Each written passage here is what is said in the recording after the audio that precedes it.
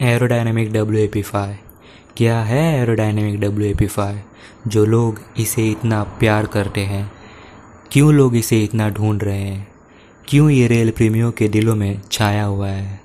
Aerodynamic WAP5, aerodynamic WAP5, aerodynamic.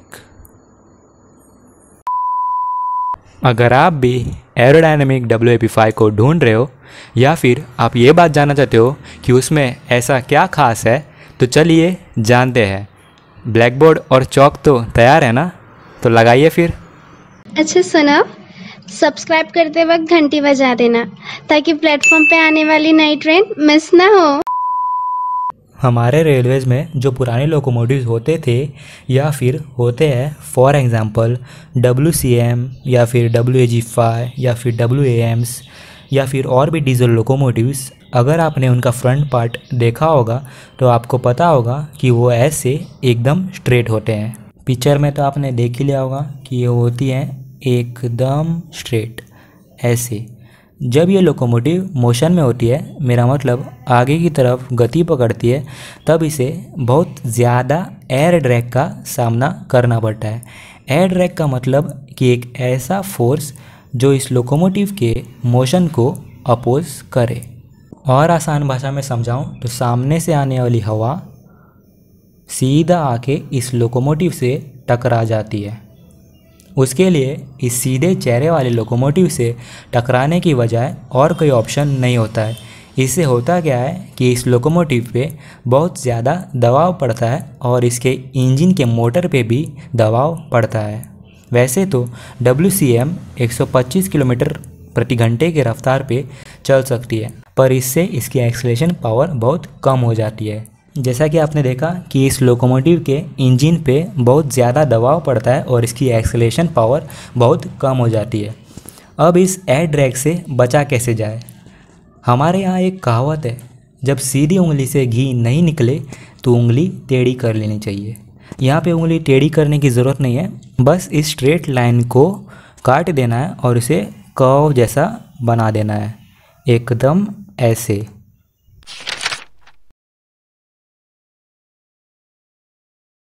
अब इससे होगा क्या कि सामने से आने वाली हवा बिना इस लोकोमोटिव से टकराए इसके ऊपर से जा सकती है, एकदम ऐसे। इससे इंजन पे बहुत कम दबाव पड़ेगा और बहुत सारी एनर्जी भी सेव हो जाएगी।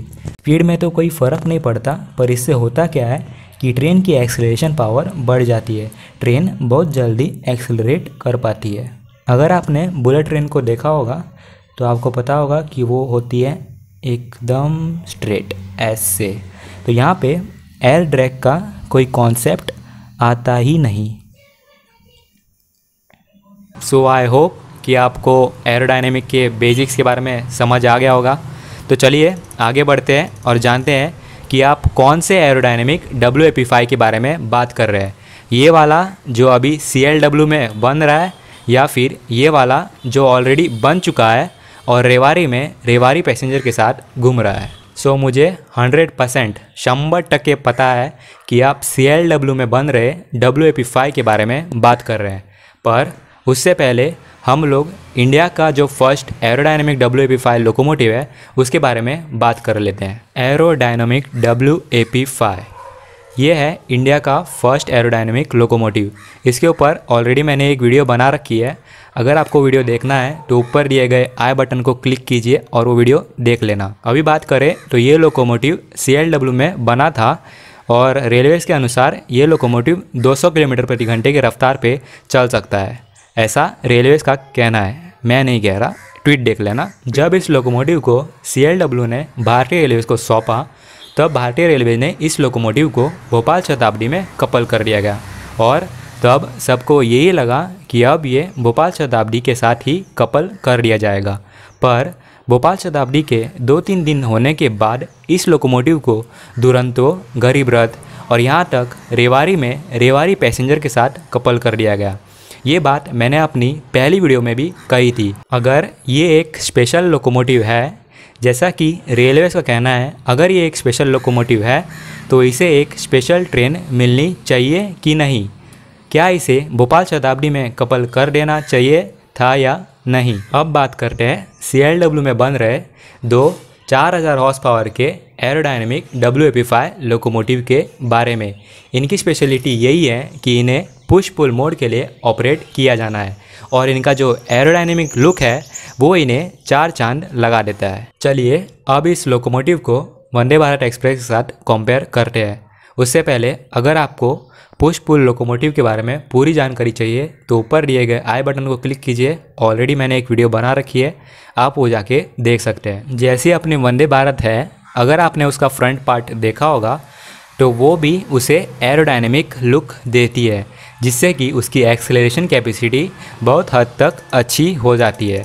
और मेरे हिसाब से वंदे भारत की एक्सेलरेशन और डी एक्सेलरेशन कैपेसिटी पूरे इंडियन रेलवेज़ में दी बेस्ट है। और जो CLW में बन रहे aerodynamic WAP5 push pull locomotives है, उसकी भी एक्सेलरेशन कैपेसिटी मेरे हिसाब से लगभग वंदे भारत के बहुत नज़दीक होगी, क्योंकि उसे भी एक अच्छा एरोडायनेमिक लुक दिया जा रहा है। एक्सेलरेशन की बात हो ही रहे हैं तो चलिए जो सीधे चेहरे वाले लोकोमोटिव्स है और जो एरोडायनेमिक वाले लोकोमोटिव्स है उनके बीच क्या फ़र्क होता है वो जान लेते हैं। फॉर एग्जांपल, अगर एक WCM लोकोमोटिव है, वो अगर टॉप स्पीड उसकी 125 किलोमीटर पर आवर है तो उसे from 0 to 125 kilometre per hour की स्पीड पे जाने के लिए 10 मिनट का समय लगेगा। और वहीं जो अपनी एरोडायनेमिक WAP5 लोकोमोटिव है उसे लगभग 5 या 4-3-2 कुछ भी बहुत कम समय लगेगा इस स्पीड को अचीव करने के लिए। अगर ट्रेन की स्पीड को बढ़ाना है तो उसमें ज़्यादा हॉर्स पावर का इंजन लगाना पड़ेगा। ऐसा एजम्पशन बहुत सालों से बहुत लोगों द्वारा बनाया गया है। ये एक परंपरा रही है। अगर इंजन को तेज़ गति पकड़नी है तो उसमें मोटर को ज़्यादा पावर प्रोड्यूस करना पड़ेगा। अगर हम इंजन में लगे मोटर्स के हॉर्स पावर को छोड़ दें और इंजन के बाहर जो एरोडायनेमिक्स है उसे समझे तो इस समस्या को बहुत आसानी से हल किया जा सकता है। पर हमारे यहाँ यह परंपरा है कि अगर हमें ट्रेन की गति बढ़ानी है तो उसमें ज़्यादा हॉर्स पावर का लोकोमोटिव लगाना पड़ेगा। अगर आपका भी कोई एक्स्ट्रा पॉइंट है एरोडायनेमिक WAP5 को लेके कि क्यों उसे लोग इतना पसंद कर रहे हैं, क्यों लोग उसे इतना ढूंढ रहे हैं, अगर मेरे से हटके कोई पॉइंट है तो कमेंट सेक्शन में जाके बताइए, कमेंट कीजिए। और 2 वीडियो हैं एरोडायनेमिक्स से जुड़े, अगर आपको उन्हें देखना है तो ऊपर दिए आई बटन को क्लिक कीजिए और पूरी वीडियो देख लेना। फिलहाल अभी के लिए मैं वीडियो यहीं ख़त्म करता हूँ। अगर आपको अच्छी लगी तो लाइक कीजिए, शेयर तो ज़रूर कीजिएगा। शेयर उनके साथ कीजिए जो एरोडायनेमिक WAP5 को पसंद करते हैं, और सब्सक्राइब करके बेल आइकॉन दबाना मत भूलना, नहीं तो प्लेटफॉर्म पे आने वाली ट्रेन मिस हो जाएगी।